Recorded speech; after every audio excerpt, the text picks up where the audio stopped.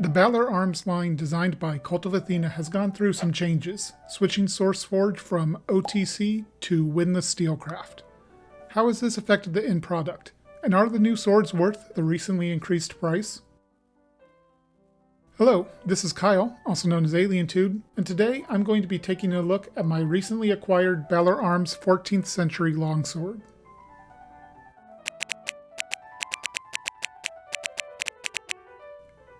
Rather than go into details about the cause of the changes to Balaur Arms, I'll provide a link here to my review of the 15th century arming sword, where I discuss the controversy. Check it out if you'd like to learn more about the history of the Balaur Arms forge change. Near the beginning of this year, Kult of Athena announced the release of the new Balaur Arms swords, which were some of their popular older models. I decided to order the 13th to 14th century longsword, sharpened, using the coupon code I'd received from KOA for a discount on a future Balaur Arms purchase. In all, I paid just under $220 for the sword. I didn't receive the sword I bought, however. Kult of Athena instead shipped me this 14th century longsword.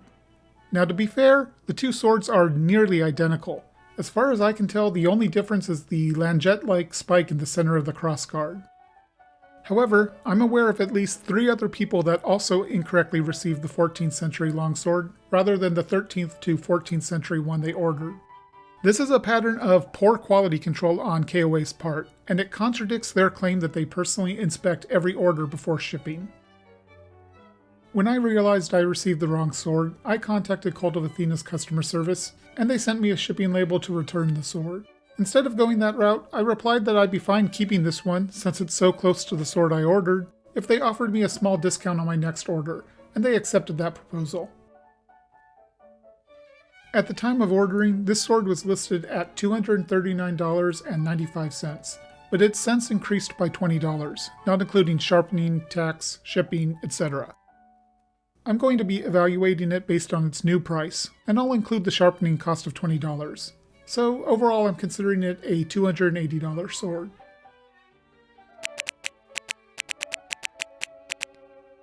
Kult of Athena lists it as representative of an oakshot type 12A, which was a cut-focused hand-and-a-half to two-handed sword that saw much of its use during the 13th and 14th centuries. They featured a broad blade that evenly tapered to an acute point, with a long fuller and lenticular cross-section.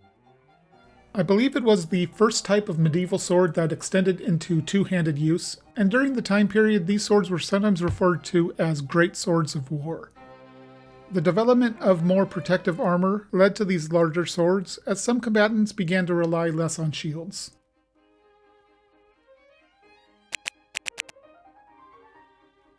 Alright, time to start looking at the components of the sword, starting with the scabbard.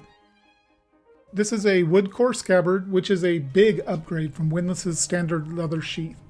The fit of the sword to the scabbard is quite good. There's only a little rattle and good retention. Certainly an improvement from the older Balaur Arms swords.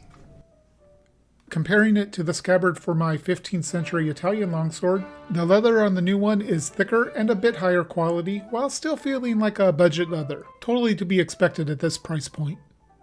I'm happy to see the shape finished with a satin rather than a mirror polish like the old ones. I think the mirror clashed with the polish on the swords, so it's nice to see it match now.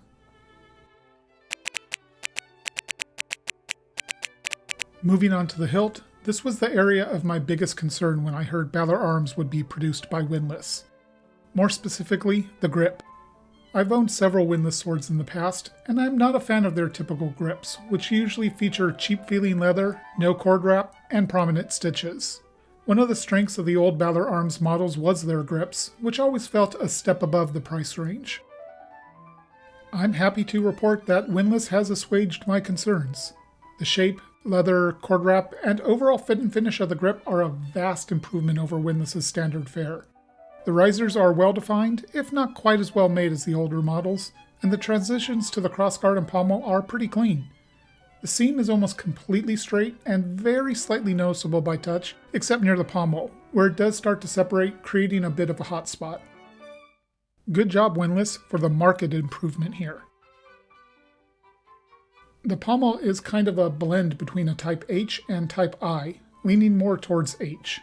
It's not perfectly round, there's a few asymmetries here and there, and the polish is an uneven satin with some tool markings visible, which, as I mentioned in my video discussing expectations for a budget sword, I think is a very acceptable compromise. When I grip the pommel with my offhand, I don't feel any discomfort, except from the seam in the grip I mentioned earlier. This is a good sign, since wheel or disc pommels sometimes are uncomfortable to grip, but that's not the case here. The pommel is peened, and the shaping of the peen is not particularly well done. Not much attention was given to making it even or attractive. That said, while it's not smooth with the pommel, there's not enough of a gap to fit a fingernail into, so functionally, it's good. The crossguard is a bit of an odd one. First off, as far as I can tell, the only difference between this sword and the 13th to 14th century longsword I actually ordered is the central spike on the crossguard.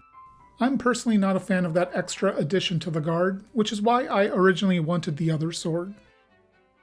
The overall shape of the guard is a little weird. It's kind of like a straight oakshot Type 6, with a central spike that's similar to a Type 10 or 11, but considerably larger. I looked through every sword in Records of the Medieval Sword, and I couldn't find any that look much like this one. Admittedly, that's not an exhaustive collection of swords, and that said, there's nothing to say this sword needs to feature an exact copy of an existing crossguard, and the shape is relatively plausible. But anyway, the guard is pretty well formed, and while it doesn't have a ton of dimension to it, it still tapers in thickness out towards the quillins. I didn't experience any discomfort when wielding the sword, so it didn't get in the way at all. The gap is somewhat hard to see thanks to that central spike, but it doesn't appear to be too large, and while nobody would confuse it for an Albion, it's not nearly as large as some other budget makers. I've seen reports from several other people that their crossguard has epoxy slathered in the gap, but I don't see any trace of it on mine.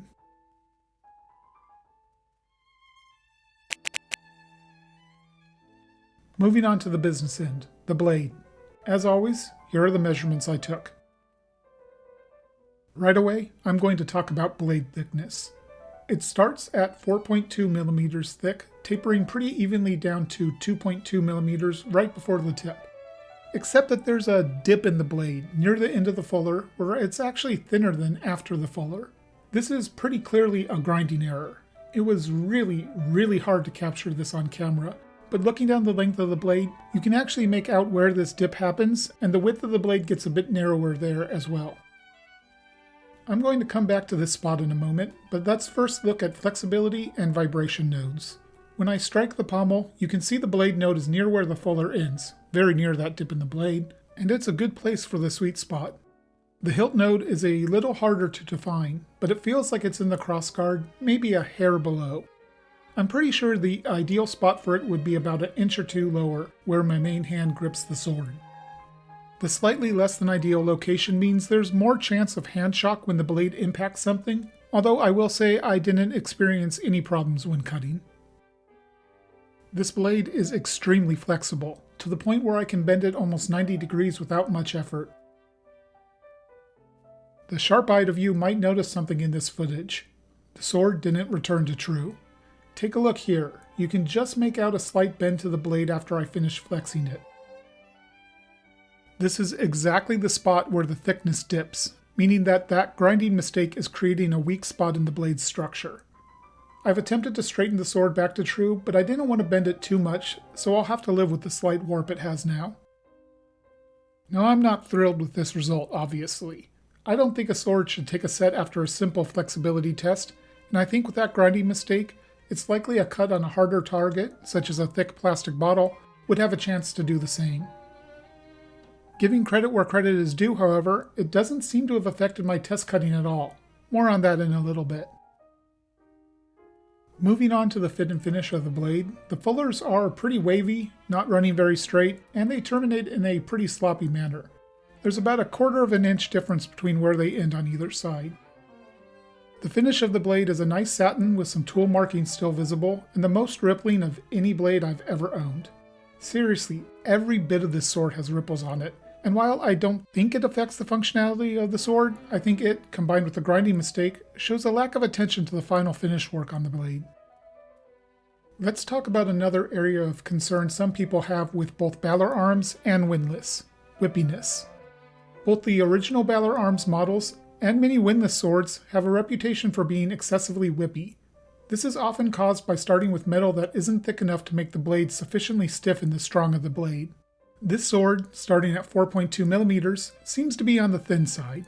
While I don't have another particularly good example of a 12A sword to compare this one to, my other 12A being an Incarius Craft sword clearly designed as a heavy war sword, I took a look at some stats for swords from companies that stick close to historical norms, Albion and Arms & Armor.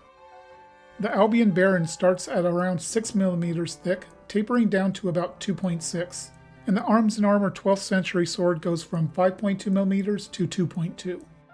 The Balaur Arms sword I'm reviewing starts considerably thinner than both of those at 4.2mm, so whippiness is probably a concern here, right? Honestly, no. I'm genuinely surprised by this, but I don't find the sword whippy at all. It's kind of weird in a way. Handling the sword, moving it around, putting it back in the scabbard, not actually using it as a sword, just picking it up, wiping it with oil, etc. You can see the tip vibrating and moving a bit, but in actual use, it doesn't feel whippy at all. So this brings me to handling.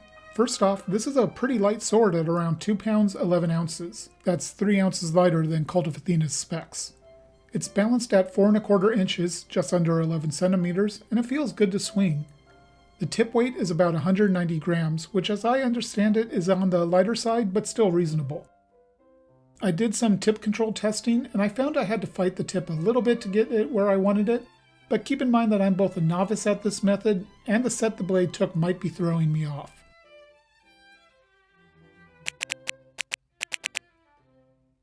I'll show you here a couple pictures comparing this sword to the most similar blades in my collection, an Albion Steward Type 13A, and the previously mentioned Incarius Craft War Sword. I'm not going to do an active comparison between them, however, as I don't think it's fair. These other two swords are double to triple the cost of the Balaur Arms.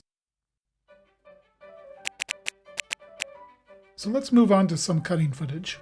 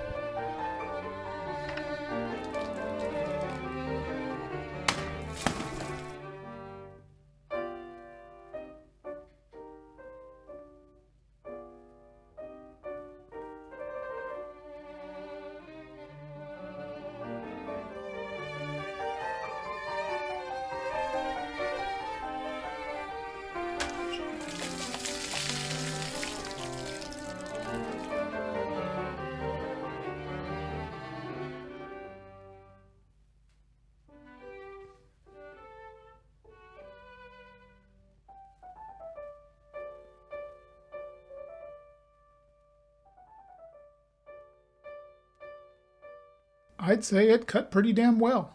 There were a couple of flubbed ones in there, but also some good ones, including my best cut yet on that final milk jug.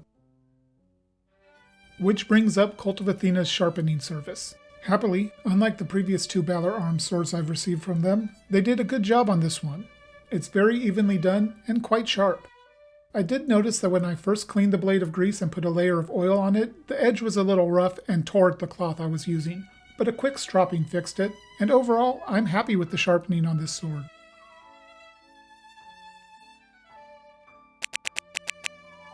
And now it's time to talk bottom line. Is this sword worth the price tag? Well, let's remember I'm evaluating this as a $280 sword. I think it's worth it if you get one that doesn't have any grinding mistakes on it. That dip in the blade gives me concerns about the long-term durability of this sword, and I'm not happy it's there. That said, the primary thing I care about with budget swords is functionality, and this sword does do a good job as a cutter. Still, I think this specific one should have been designated as munitions grade by Kult of Athena due to that dip. So, I don't think my specific sword is worth $280. But then, I didn't pay that much. The price was lower at the time, and with the coupon, I paid just under $220 out the door.